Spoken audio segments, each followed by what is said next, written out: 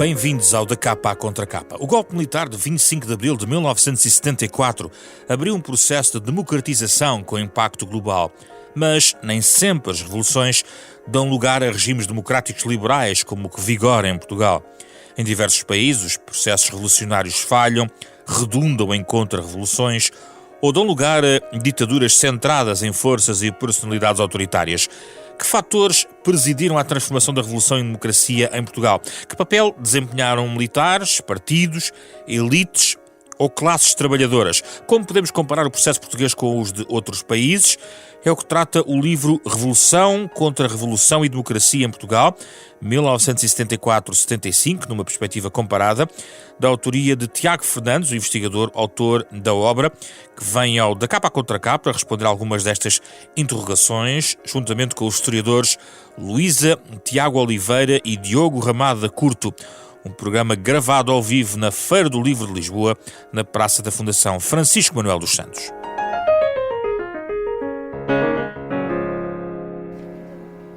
Tiago Fernandes, vamos talvez começar pelo aquilo que transita do 24 de Abril para o 25 de Abril, porque isso também explica muito do que aconteceu nesta transição e nessa revolução. Nomeadamente, há muitas referências no livro a um conjunto de caldo, digamos, que deu lugar depois à emergência de um sentimento moderado que acabou por ter reflexo no processo revolucionário. O que é que é possível retirar antes de 25 de Abril, que depois será decisivo no processo revolucionário? Muito obrigado. Em primeiro lugar, gostava de agradecer à Fundação Francisco Manuel dos Santos o interesse em publicar este livro, em particular ao António Araújo e à Susana Norton, que fizeram aqui um trabalho extraordinário de acompanhamento, de produção editorial e gráfica também, e da revisão linguística também. E também aos meus colegas e amigos Luísa, Tiago Oliveira e Diogo Ramada Curto por terem acedido ao convite e terem se disponibilizado a ler o livro e é também com expectativa que quero saber os comentários dele, porque isto é um deles, que é um debate que continua, não é? A ideia de escrever este livro, como respondendo já diretamente à sua pergunta, qualquer processo de mudança política nunca, mesmo processos de mudança política bastante radicais e por ruptura, digamos, com práticas, culturas e instituições estabelecidas, evidentemente não acontece num vazio. Mesmo as grandes revoluções sociais que ocorreram na história moderna, a Revolução Russa, a Revolução Francesa, a Revolução Chinesa e outras, são em parte condicionadas pelo que vem de trás, é evidente. A história não começa nunca do zero, não é? Como dizia o Karl Marx, os homens fazem a sua história, mas fazem a história no legado dos mortos do passado, não é? Aquilo que os mortos nos deixaram. E, portanto, por isso, em parte, a explicação pela qual a Revolução Portuguesa originou um regime democrático está, em parte, não totalmente, no passado, no seu passado recente e até, eventualmente, num passado longínquo, que eu não analiso no livro. Portanto, o que é que me levou a fazer este trabalho? Este trabalho, aliás, faz parte de um projeto de investigação financiado também pela Fundação Francisco Manuel dos Santos sobre as origens e o desenvolvimento e a consolidação da democracia liberal em Portugal. Isto corresponde a uma primeira parte, que é as origens, e um segundo volume irá sair ainda este ano, ou talvez no próximo, que já foi entregue, sobre a consolidação democrática vista do ponto de vista dos direitos e liberdades e garantias. E também queria aqui agradecer mais uma vez ao Gonçalo Matias, ao João Tiago Gaspar, ao Carlos Jalali e à Inês Renda, o apoio e o acompanhamento desse projeto. Por que razão é que a Revolução Portuguesa origina um regime democrático? A maior parte das revoluções ao longo da história não originam regimes democráticos, por razões várias. Em primeiro lugar, são processos de extrema polarização e conflitualidade, e como dizia o Trotsky, as revoluções acontecem porque já se esgotaram outros processos de mudança pacífica, reformas graduais, etc. Como dizia o Trotsky, as revoluções acontecem porque não há outra saída para a mudança política, porque se esgotou todo o tipo de alternativas mais gradualistas e pacíficas. O Tiago escreve que a sucessão ordeira de Salazar era difícil. Sim. Eu acho que o regime, a partir havia um conjunto de razões que levou a que o regime, a única maneira do regime acabar fosse por revolução. Em primeiro lugar, a intransigência ligada à manutenção da guerra colonial. Em segundo lugar, a repressão do regime, que tem ciclos maiores e menores, de maior ou menor intensidade, mas que se acentua na parte final do Marcelo Caetano e faz com que se crie uma grande coligação contra o regime. É uma das pré-condições para uma transição revolucionária, é a criação de uma grande coligação anti-regime que inclui aquilo que se pode chamar os moderados do regime, que tradicionalmente não se aliariam aos radicais. E, portanto, nas vésperas da Revolução, ou a partir pelo menos de 72, aquilo que se pode-se denominar uma grande coligação anti-regime, que inclui uma parte importante das elites económicas, uma parte substancial das elites militares, as forças moderadas, tanto do centro-direita como do centro-esquerda. O Francisco Sá Carneiro, por exemplo, declara-se social-democrata numa entrevista em 72, 73, já não me recordo, e abandona o Parlamento, portanto, o Parlamento autoritário. Ele tinha sido o líder de uma esperança reformista de transição, e vira mais à direita, de certa maneira, o grupo da ala liberal. O próprio Partido Socialista radicaliza-se e adota, de certa maneira, muitas das ideias que vêm do socialismo democrático francês, da convergência entre o PC e o PS francês em França. Soares, nesta altura, é bastante influenciado por isso. E depois o próprio Partido Comunista estava, desde há algum tempo, já nesta famosa estratégia do levantamento nacional. E, portanto, todas estas forças, de certa maneira, estão, embora sendo bastante diferenciadas... Uma coligação informal. Uma coligação negativa contra o regime. Portanto, o regime tinha toda a gente contra ele, praticamente toda a gente contra ele. Essa sociedade civil que se chama robusta, nesse tempo, sim, que acaba por ajudar à criação dos partidos ditos moderados, é isso? Sim. Eu depois tento perguntar o que é que acontece depois quando há a ruptura com o regime, através do golpe militar, do MFA, e depois essa coligação, evidentemente, é uma coligação de certa forma negativa, não é? É aquilo que se pode chamar uma grande coligação revolucionária, de certa forma, não é? Todos são a favor da revolução, de certa forma. A diferença é que uns são revolucionários radicais ou extremistas, digamos, e outros são, digamos, revolucionários constitucionalistas, liberais, democráticos, um pouco como os primeiros movimentos revolucionários que houve na Revolução Americana e na Revolução Francesa, etc. Mas o que é que leva ao predomínio das forças ditas moderadas por oposição às forças radicais? Note que uma boa parte das revoluções tende a gerar ditaduras de partido único. A Revolução Russa, a fase radical da Revolução Francesa, que leva não a um partido único, mas ao regime napoleónico, não é? A Revolução Chinesa, a Revolução Albanesa, a Revolução Jugoslava, a Revolução Vietnamita, a Revolução Cubana, são tudo revoluções que originam ditaduras de partido único revolucionário, ou então tendem a fracassar e a ser substituídas por regimes de tipo contra-revolucionário, reacionário, radical de direita, se quisermos, não é?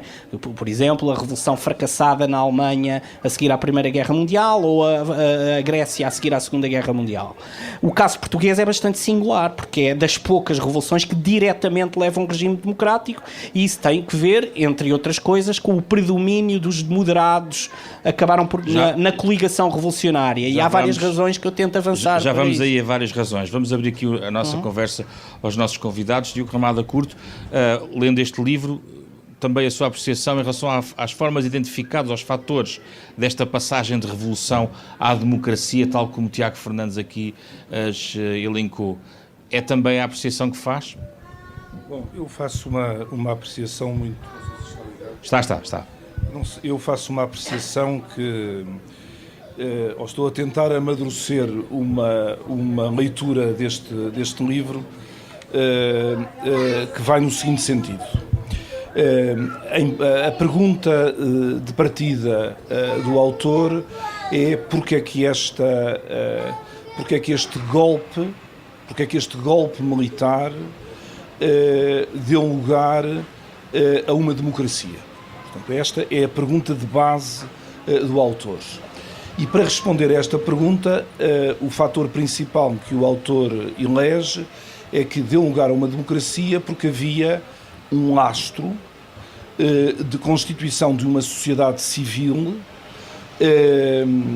representada por diversas formas de associativismo e por diversas formas de representação política desde o antigo regime, que permitiu, digamos, a sua reconversão em tempos, primeiro revolucionários e depois em tempos de construção de uma sociedade demoliberal.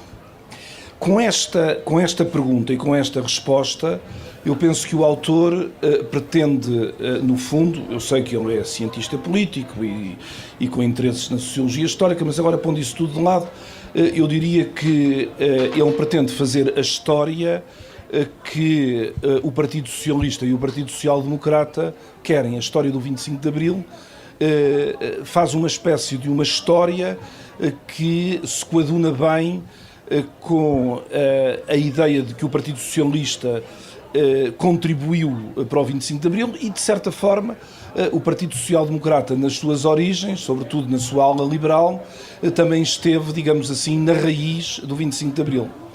Com isto, o que é que ele afasta? Afasta de uma forma que é uma forma bastante assintosa, reivindicações por parte do PCP e da esquerda de que eles sim estariam na origem do 25 de Abril e afasta-se, logicamente, de qualquer tipo de caráter tóxico que a contra-revolução, representada aqui neste livro fundamentalmente pelas forças afetas ao general Spínola, poderiam ter. Portanto, adota precisamente esta posição moderada, esta posição demoliberal, e este é, de certa forma, um livro sobre o 25 de Abril que o regime quer. Então não faz sentido para si? Não, já lá vamos, não é? Já lá vamos. Esta é a realidade, não é? Este é o argumento e esta é a forma como este livro, penso eu, pode e vai ser lido, porque é esta a intenção do autor. Eu estou aqui a tentar reconstituir qual é que é a intenção do autor. A intenção do autor é claramente retirar, de certa forma, retirar o monopólio de que as formas de resistência à ditadura foram formas de resistência essencialmente protagonizadas pelo PCP e pela esquerda. É aqui que estamos, não é? E é daqui que temos que partir agora para continuar a analisar o livro. Então espera, já volto assim então. Eu queria só ouvir, antes, claro que o Tiago vai responder, Luísa Tiago Oliveira, e os militares neste processo? Aliás, é um assunto que recentemente publicou também sobre este tópico. Os militares foram peças fundamentais que não estavam aqui no elenco da coligação, mas acabaram por ser, até pela sua natureza, dita moderada também deste movimento que deu lugar ao 25 de Abril de 74. Nesta perspectiva, que papel desempenharam os militares nesta transição, na sua opinião? Peço por usar o microfone. Para além daquilo que nós já sabemos, naturalmente. Hoje, vamos sabendo cada vez mais. Ainda agora, Luísa Tiago Oliveira publicou mais sobre a questão do papel da Marinha, por exemplo, em todo o processo. De uma organização clandestina da Marinha. De que não tem sido falada. Mas, no fundo, agora a pergunta que me está a fazer é diferente. É qual é o papel dos militares. Já não é a mesma pergunta. Não é a mesma pergunta porque vamos colocando diferentes. De qualquer maneira, eu tenho... Estou aqui para comentar um livro, não é? E, portanto, eu posso responder em geral sobre o papel dos militares, mas penso que isso desvirtua um bocadinho a razão do convite, que é comentar um livro. Mas também faz parte do livro. Sim, eu faço, mas eu vou pegar no livro. No livro, o autor tem a pergunta de partida, que o meu colega identificou e que eu estou completamente de acordo, em que, portanto, porque é que Portugal, que tem uma revolução, se transforma numa democracia liberal, tendo para analisar esse processo uma perspectiva comparativa, e, portanto, a preocupação do autor, Tiago Fernandes, é sempre saber quais são as condições que potenciam essa transição em Portugal e noutros contextos. quando o Tiago Fernandes fala da importância, um dos fatores que para Tiago Fernandes potencia isso é algo que ele chama, de facto, usa o termo coligação. Isso, de facto, eu talvez não usaria talvez convergência, mas convergência, mas percebo porque é que ele usa o termo coligação, mas eu estudei o século XVIII de História, estudei o século XIX e o XX e tal, e então o termo coalizão no século XIX e coligação às vezes apontam para coisas mais formais do que estas. Aqui é mais uma convergência na prática de críticas ao regime que são dispares, plurais e que o autor elenca muito bem, que é uma ala liberal dentro do regime, que consegue ser eleita como deputados dentro do regime, os socialistas que se tinham reconfigurado ao longo de décadas, não é? E que tinham levado à formação precisa em 1973 do Partido Socialista, mas que tinham uma história para trás, os comunistas, que também os anarquistas, os anarcossindicalistas tinham desaparecido, mas com a Segunda Guerra Mundial, mas em contrapartida tinha surgido uma forte extrema-esquerda, maoísta, trotskista e católica progressista coligadas. E portanto, são coligações, são convergências críticas de muitas forças políticas contra o regime.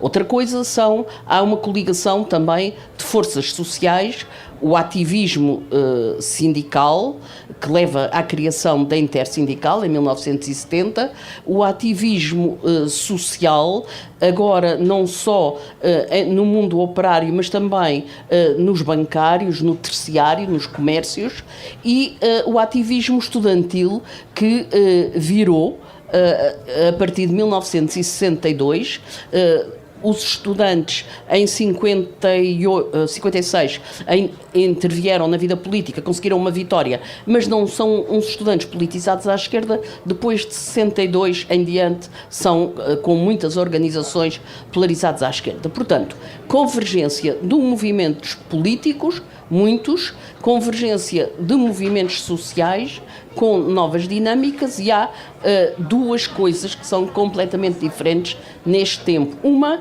é o dentro da Igreja, não é completamente, também é uma força de expressão. As oposições da Igreja, como por exemplo a do Bispo do Porto, ao regime tinha sido minoritária, e surge um grupo de católicos progressistas com força nos anos 60, 70.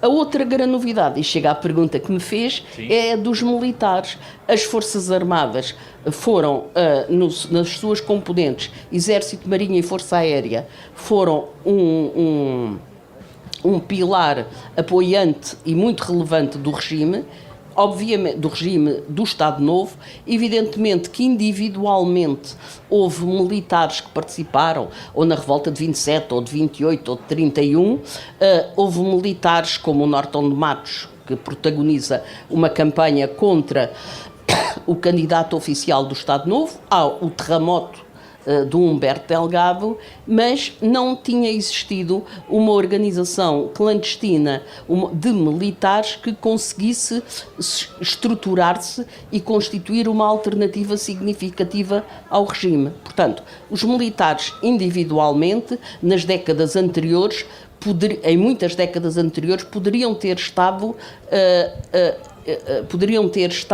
em movimentos anti-regime, mas aquilo que acontece a partir de 1973 e que leva especificamente ao 25 de Abril é a formação de uma organização política dentro dos militares coesa, não, tem várias sensibilidades, mas que com a coesão suficiente para conseguir chegar a pontos de fazer um golpe de Estado vitorioso no dia 25 de Abril. Chamaria-se movimento moderado?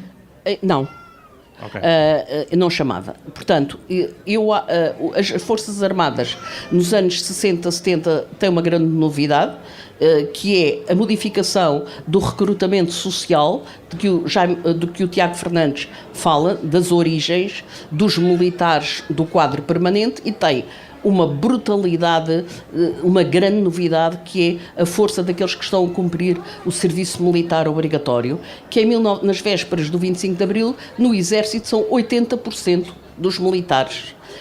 E, portanto, são esses que são muito relevantes no terreno da guerra colonial. Portanto, porquê os militares? Porque os militares estão em mutação na sua origem social, porque os militares têm na vida cotidiana a incorporação e a cotidianidade, se assim se pode dizer, com os militares do serviço militar obrigatório, e porque há uma coisa completamente nova que leva ao 25 de Abril, que é a guerra colonial.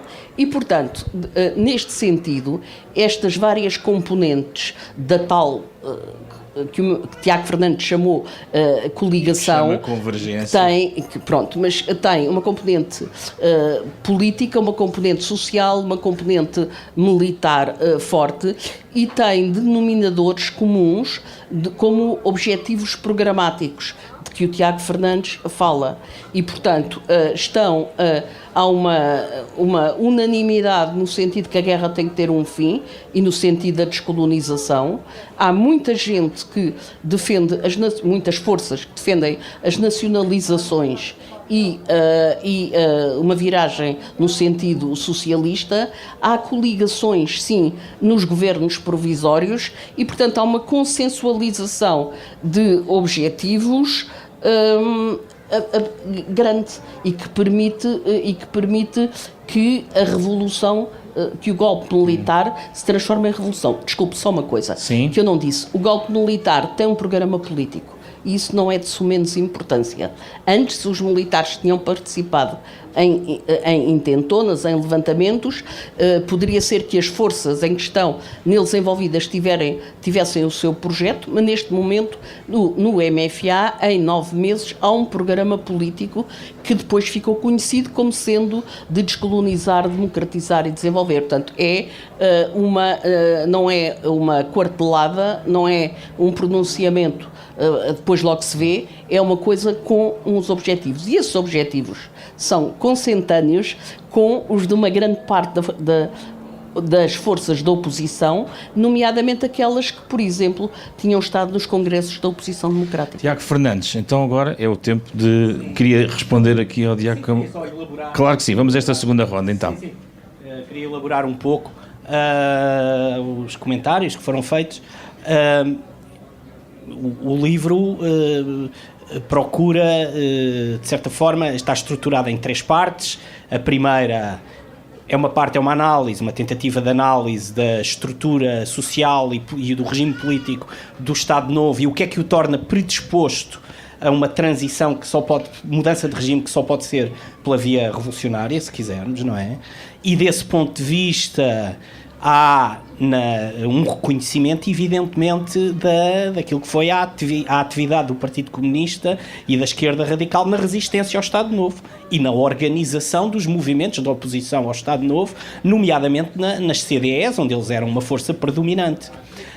E isso continua, e onde estão aliados a partir de 73 com socialistas, com republicanos, com católicos progressistas, e onde há um enraizamento social, associativo bastante forte, que já, aliás, a sociedade civil portuguesa, a partir da década de 60, em função também da mudança económica, tende a crescer. Portanto, é evidente que há esse reconhecimento no livro da unidade da oposição, e onde o Partido Comunista e a esquerda radical é bastante importante. Uma segunda parte, onde o segundo capítulo é exatamente sobre o contributo da esquerda radical aliado aos movimentos populares na derrota das tentativas de contra-revolução. Que esquerda radical é essa?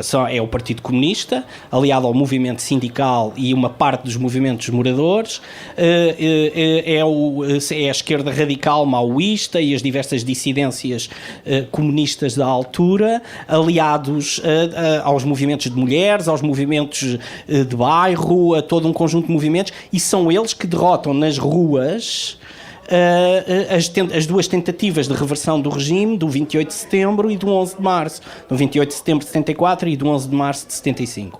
E, portanto, é evidente que o livro tem um reconhecimento do papel da extrema-esquerda no fim do regime. Outra coisa é dizer Outra coisa é dizer, que é uma coisa diferente, de que as democracias só se constroem com o apoio da esquerda radical. Não, não é possível.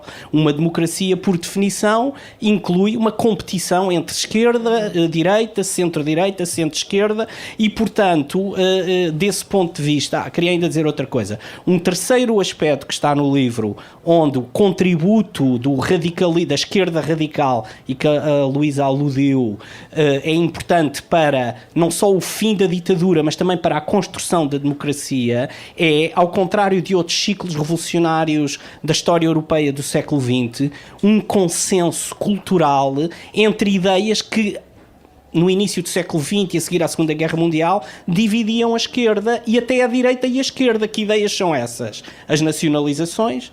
Portugal nunca tem uma divisão entre o PSD, o PS e o Partido Comunista sobre a necessidade de fazer nacionalizações, que é algo que não acontece no pós-Primeira Guerra Mundial e é algo que se vai tornando consensual na história europeia a seguir à Segunda Guerra Mundial. Na criação dos governos provisórios, que têm uma representação paritária dos movimentos, não há uma separação entre centro-esquerda, centro-direita ou centro ou direita ou esquerda radical, e também na necessidade de descolonizar, ou seja, tanto a esquerda como a direita, radical ou não, a esquerda radical ou mais moderada e a direita, são todas a favor da descolonização, além das nacionalizações. Portanto, é evidente que e isso é diferente de outras revoluções do passado. Um quarto aspecto onde as ideias de esquerda, que o Diogo disse que faltam, de certa maneira, no livro, também está presente não só no fim do regime, mas como na transição para a democracia, e que a Luísa elencou, é o programa do MFA. O programa do MFA, que partilha em parte o ideário do Partido Socialista da altura e de outros movimentos populares, não é o ideário da social-democracia. Alguém que leu este livro disse, isto foi a vitória, um colega meu que leu este livro, embora não esteja aqui presente, e eu de facto concordo com ele e podia ter usado essa expressão. Isto em parte é a vitória do eurocomunismo. De facto, o programa do MFA, e nomeadamente o grande ideólogo do MFA, o Melo Antunes, situa-se simultaneamente rejeitando o modelo leninista e ao mesmo tempo a social-democracia tradicional do norte da Europa. É aquilo que se chama o programa do eurocomunismo, que é a ideia de uma democracia económica e social avançada com democracia política. Só para terminar, deixa-me só mesmo um segundo. E, portanto, deste quarto ponto de vista, é evidente que as ideias da esquerda triunfaram. Agora, o que não triunfou foi o leninismo revolucionário, que por razões que eu também elenco no livro, que dão origem a ditaduras de extrema esquerda, não triunfou, e ainda bem, na minha opinião, que não triunfou. Só para terminar, eu queria agradecer o epíteto de teórico do regime, e só posso agradecer esse comentário vindo de alguém que acabou de ser nomeado pelo regime para dirigir a Biblioteca Nacional. E, portanto, é evidente que eu agradeço imenso esse epíteto, pois, tendo sido nomeado por um governo de direita e com estas ideias de esquerda, só posso congratular-me que o meu livro possa contribuir para termos uma democracia tão pluralista. Vamos à segunda ronda, Diogo Ramada Curto, agora para responder à tal questão da outra parte que falta, não é? Que este é um debate sério, não é? E como debate sério, eu penso que os dois fatores principais já foram aqui assim evocados, não é? O livro está estruturado de uma forma que é uma forma muito inteligente.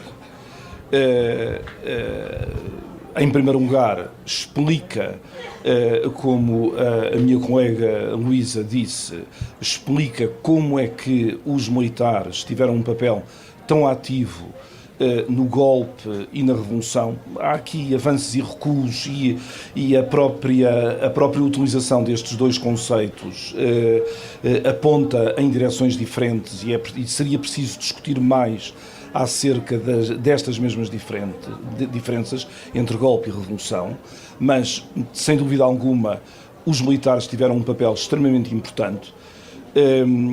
A forma como, num livro tão pequeno, é evidente que a forma como os militares são aqui tratados é uma forma extremamente inteligente, porque o Tiago consegue integrar e até construir uma tipologia das diferentes orientações, das diferentes sensibilidades ideológicas que esses mesmos militares continham dentro de si, quebrando com a ideia, digamos assim, de um espírito unitário que teria presidido ao movimento dos capitães ou ao próprio MFA. E, portanto, a esse respeito, o livro é muito... aprende-se muito lendo este livro e percebendo este mesmo dinamismo. Esta é uma parte do argumento, a parte mais estrutural, digamos, esta é a parte mais política, digamos assim. Depois há uma parte mais colada a este desenrolar dos acontecimentos que tem que ver com o fim do Império, não é? E que o Tiago situa depois a diferentes níveis, em alguns casos fazendo aqui assim umas grandes confusões entre os militares promotores de formas de desenvolvimento comunitário e os militares como promotores de formas de associativismo, mas isso agora não vamos comentar, é uma nota de pé de página, não é? Os militares, nas suas formas de desenvolvimento comunitário, estavam durante a guerra e não na Guiné, digamos, a coisa começa antes e começa precisamente em Angola, estavam a montar novos aldeamentos que tinham contornos de campos de concentração, para irmos diretos ao assunto, não é? Mas esse é um pequeno pormenor, não é? A parte mais estrutural é a parte do funcionamento da sociedade civil e do lastro que esta sociedade civil herda do próprio antigo regime, não é? Há um terceiro fator que não é muito explícito, mas o livro também não o permitia, que é o fator do impacto dos novos modelos de organização social, é o impacto, digamos assim, de uma guerra fria que está em situação de détente, digamos, a inclinação das próprias elites por modelos europeus, conforme se veio a confirmar. Tudo isso, não é? Tanto a parte, digamos, do funcionamento da sociedade civil, como esta parte dos modelos internacionais e do modelo europeu a adotar precisamente nesta crise do Império, nesta crise de fim do Império, levam precisamente a esta moderação que constitui o argumento do próprio. O autor diz que o contexto internacional favorece esta transição desta forma, não é isso? Exato, sem dúvida, sem dúvida. Portanto, é aqui que estamos, não é? É este o ponto de partida, talvez com estes três fatores, os militares em primeiro lugar, a sociedade civil e as formas de associativismo às quais o autor atribui grande importância. Podemos discuti-las depois e, em terceiro lugar, esta questão dos modelos internacionais e da tendência para adotar estes mesmos modelos internacionais. Como é que podemos discutir estas formas de associativismo? É porque há tensões, digamos, na sociedade salazarista, não é? No Estado salazarista, que o livro não resolve, mas também poucas são as pessoas que conseguem resolver. São questões que estão em aberto e é normal que este livro dê conta destas mesmas questões em aberto. Não é? Pode elencar uma ou duas questões para si essencial, de forma apenas sintética? Muito sucinta. Em primeiro lugar, a ideia do Estado fascista, não é? Como Estado, os cientistas políticos gostam muito, têm medo de utilizar a palavra fascismo em Portugal, só gostam de a utilizar quando são convidados a irem a colóquios fora de Portugal, aí já vale, para efeitos de comparabilidade, o recurso à ideia de fascismo, não é? De resto, ficam-se aqui por ideias de autoritarismo e depois por uma tipologia de formas de autoritarismo. Mas, em primeiro lugar, a ideia do Estado fascista como um Estado corporativo é uma questão extremamente difícil. Há uma discussão muito interessante no interior deste mesmo livro sobre o lugar das casas do povo, e a conclusão que se retira destas mesmas casas do povo é que as casas do povo eram fundamentalmente um projeto que existia no papel, com muito pouca concretização. Portanto, um dos pilares de funcionamento do Estado corporativo não existia. digamos assim. E essa é uma questão importante, justamente para discutir as formas de associativismo que têm as suas raízes no Estado Novo. Ok.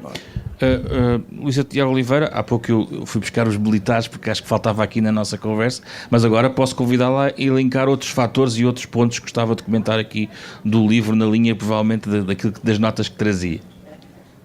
Com o microfone, por favor. Gostava de sublinhar que este livro é muito interessante pela perspectiva comparativa em termos de século XX. Portanto, é uma multiplicidade de situações dos mais diversos contextos geográficos e não só europeus que aqui são analisados. Portanto, atualmente fala-se sempre da história transnacional. Há sempre temas que estão na berra. Quando eu estava na faculdade era a interdisciplinaridade, depois passou para a multidisciplinaridade, depois a pluridisciplinaridade, depois para a perspectiva comparativa, depois para o transnacional. E aqui o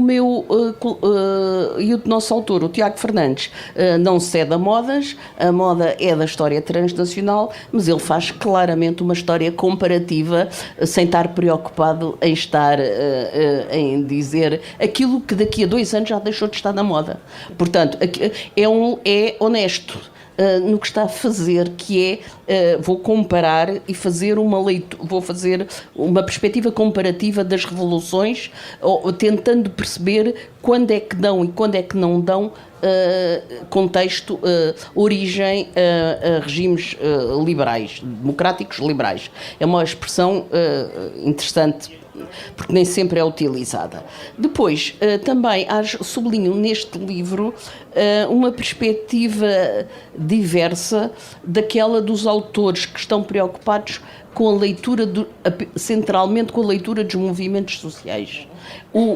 Portanto, há o Boaventura de Sousa Santos, o Filipe, que fala da aura libertadora do 25 de Abril, o Filipe Schmitter, depois, para dar, o Rafael Durão Munhoz, o Diego Palacios Cerezales, com os movimentos sociais que avançam porque as estruturas do Estado não reprimem. Portanto, mas do Filipe Schmitter não falei, mas a rapidez e a imprevisibilidade do golpe de Estado que levou a que os movimentos sociais avançassem muito, mas todos estes autores centram-se imenso nos movimentos sociais, e acho que o Tiago Fernandes trata dos movimentos sociais numa perspectiva que é aquela que permite que deem origem a regimes democráticos liberais. E, portanto, é interessante, porque nesta perspectiva não o utiliza, mas não fica pelo debate que poderia ter ficado sobre as leituras dos movimentos sociais. Tiago, na questão da revolução e a derrota da direita, o Tiago escreve, no fundo aqui, fala-nos da ocupação das instituições pelo centro-esquerda, a esquerda radical, como um dos fatores que travou essa contra-revolução. Hoje em dia ainda há muita história, há muitos testemunhos sobre esta questão da contra-revolução. Apesar de tudo, elenco que outros fatores, para além deste, travaram essa contra-revolução? Bem, como já foi referido pelos meus colegas e por mim há bocado, a mobilização nas ruas foi importante para tornar inevitável o regresso a um estado de coisas anterior. Repare, muitas mudanças de regime que começam... Há pouco o Diogo falava que a mudança de regime começou com um golpe militar, mas que não são acompanhadas por mudanças nas ruas, a mobilização em massa da população comum, que ainda já no final do Estado Novo estava semi-organizada já em comitês de bairro, por exemplo, comitês de moradores, em algum movimento sindical que estava a crescer, etc. Mas depois também o próprio colapso do regime dá origem a um vazio que é preenchido pela mobilização coletiva e se torna inevitável voltar a um estado de coisas anterior. Porquê? Porque há uma ocupação não só do espaço cívico, mas também do espaço institucional.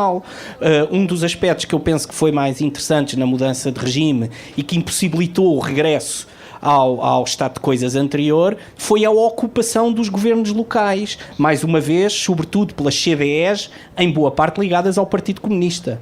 E que, portanto, mas também pela extrema-esquerda radical, etc., não é? Que ocuparam uma boa parte dos governos locais, sobretudo nas grandes cidades, não é? Isso tornou muito mais difícil os detentores do poder do regime anterior reinstaurarem a ditadura. O mesmo se passou com as purgas levadas a cabo na administração militar, na administração pública, etc., por parte dos militares e por parte da Junta de Salvação Nacional e dos governos provisórios. E isto é quase intrínseco ao próprio sucesso da Revolução, ou seja, a ideia de que a Revolução, de facto, pressupõe uma ruptura com o passado, não é? Senão não era uma revolução, era uma reforma do regime autoritário numa outra qualquer forma de regime. Eu quero só dizer, aqui pegando num ponto que a Luísa colocava agora, que é a dimensão comparativa, e de facto o livro compara cerca de 40 ciclos revolucionários, embora o livro seja sobretudo sobre o caso português,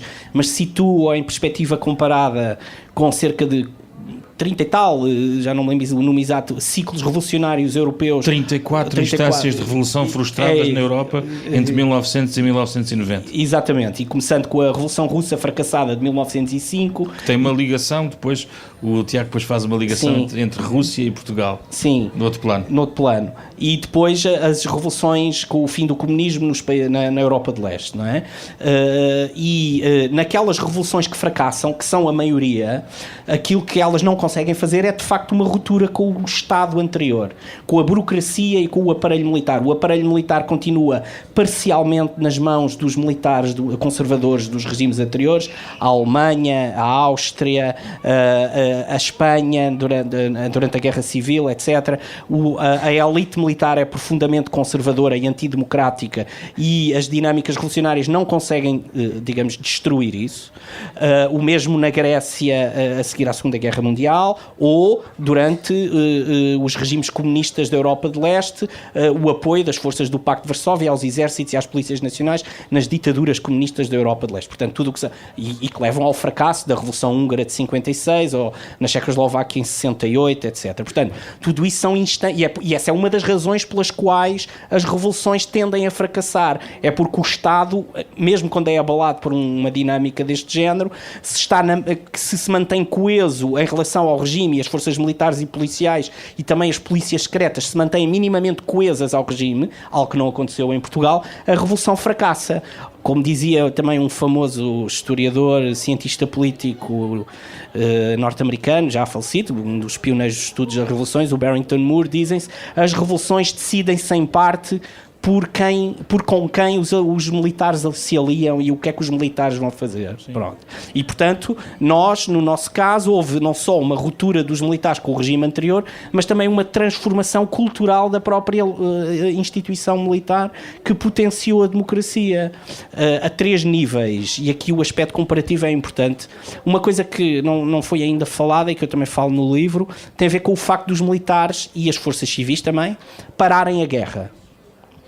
Ou seja, a guerra de facto rapidamente termina quando se dá o 25 de Abril de 74. E isso, ao contrário de outros ciclos revolucionários, por exemplo, a Revolução Russa em 1917, ou durante a Segunda Guerra Mundial, a Revolução Albanesa, a Revolução Jugoslava, contribui para tornar a sociedade menos polarizada. Sim. E, portanto, abre uma potencialidade, um potencial de uma estabilização democrática e liberal.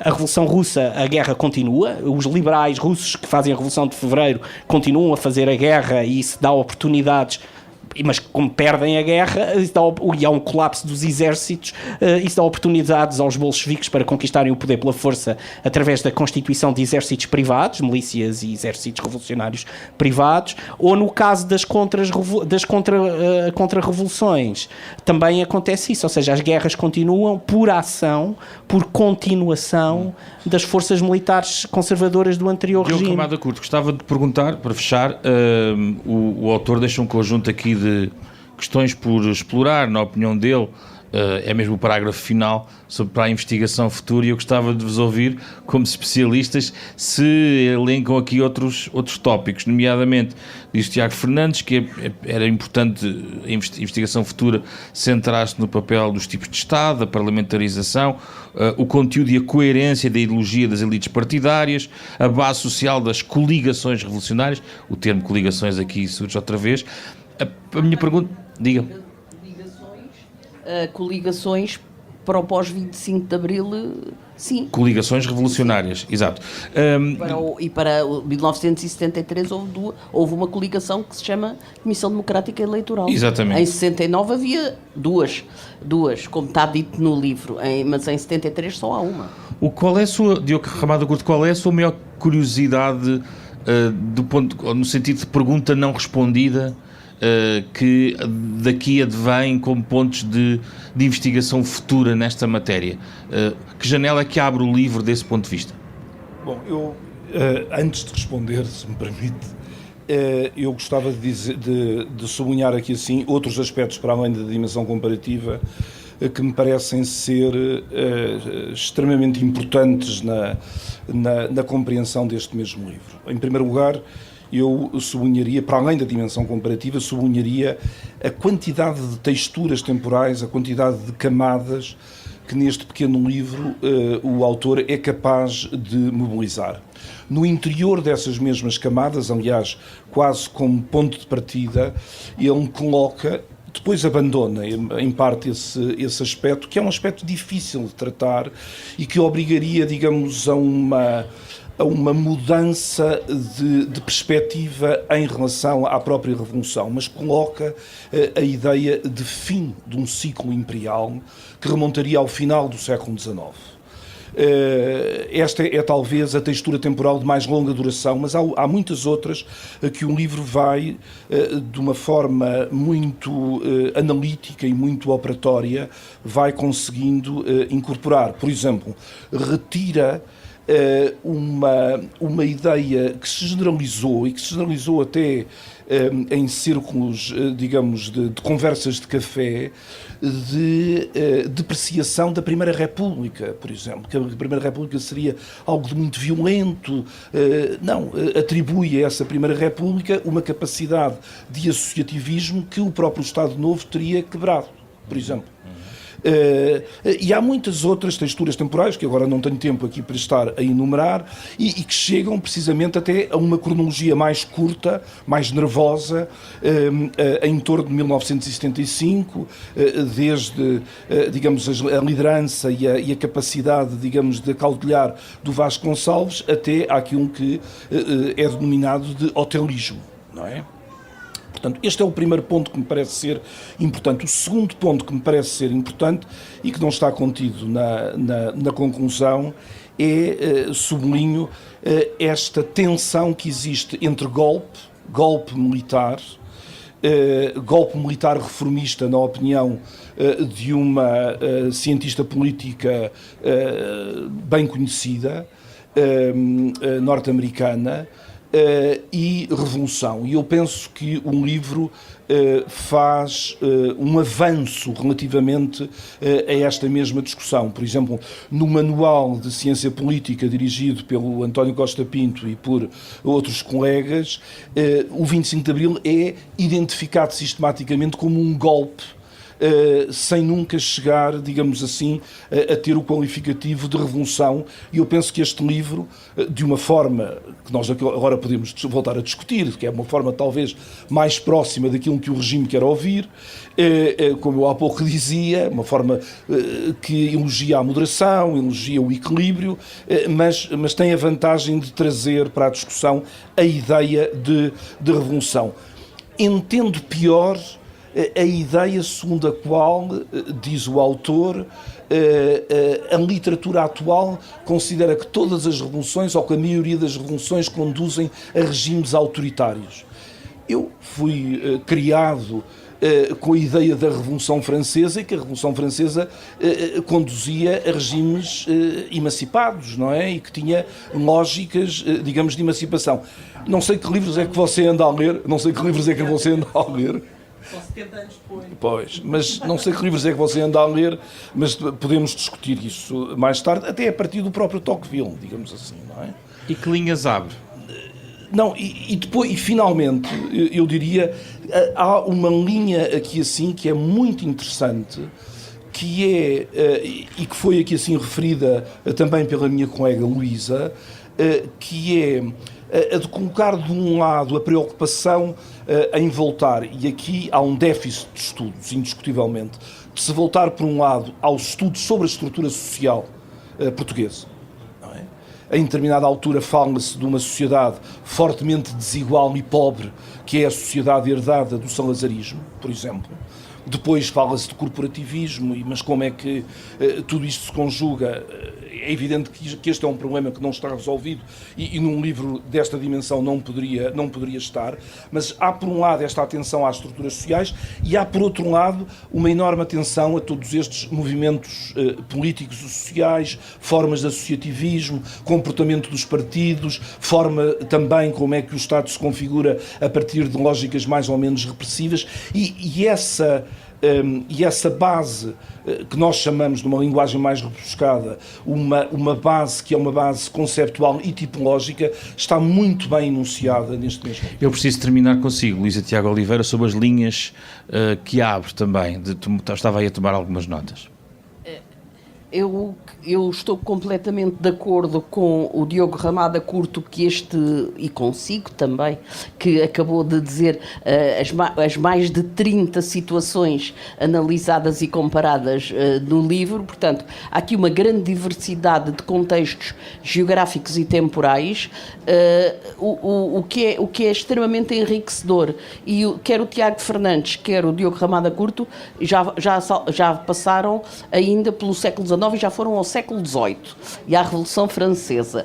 Portanto, isto é uma das grandes características do livro, é esta preocupação comparatista de situações muito, muito diversas e que exige necessariamente que a pessoa, em 100 e poucas páginas, depois apanhe linhas gerais de força e faça propostas interpretativas, identificando fatores relevantes para as várias coisas. E, portanto, dentro desta preocupação analítico-sintética, deve ser entendido o último parágrafo. Aquele último parágrafo, cada palavra tem uma vírgula a seguir, faz parar, não é? Que é sociedade civil, vírgula, a urbanização, vírgula, eu ficaria a pensar em cada uma daquelas pistas são outras tantas propostas de trabalho. Cada um dá um livro, de trabalho, não? Pelo menos. Muitíssimos Mais. livros. Porque este livro não foi feito em pouco tempo. Este livro pressupõe muito outro trabalho que está na base para conseguir fazer este livro, que não é de um ano, nem de 2, nem de 3 sequer. Portanto, é muito mais. Portanto, claro que eu, nestas últimas pistas, vou buscar aquelas que a mim mais me interessam. Quer dizer, se calhar, se eu fosse geógrafa, iria para a urbanização. Mas como não sou, é a questão das culturas de oposição, que é crucial perceber, porque há aqui as fórmulas associativas são muito importantes, mas há uma teia, uma coisa em Portugal, uma força das coletividades de cultura e recreio, que têm escolas, que têm grupos teatrais, que têm grupos de música, que têm muitas outras coisas, que eu acho que a cultura da oposição estava muito mais difundida e, por exemplo, mesmo ao nível daquilo que se chama cultura habitualmente, alta cultura da literatura, da pintura ou da música, a cultura da esquerda estava muitíssimo mais difundida e, portanto, investigar o lado das culturas de oposição, para mim seria muito interessante, como outra que gostaria muito era a mobilização da sociedade civil, que é uma outra preocupação do Tiago. Eu sei que estava à espera que eu falasse dos militares. Não, isso já falámos, mas agora já não vamos abrir. Não vou falar porque não gosto de fazer propaganda ao que faço. Foi a reflexão sobre o livro Revolução contra Revolução e Democracia, em perspectiva comparada, com os investigadores Tiago Fernandes, Luísa Tiago Oliveira e Diogo Ramada Curto. Este é um programa que teve apoio técnico de José Ferreira, ainda João Campelo, Ana Marta Domingos e José Pedro Frazão. O programa que pode ouvir em podcast, nas plataformas digitais habituais, com o genérico original do pianista Mário Laginha. Na próxima semana, outro tema em debate.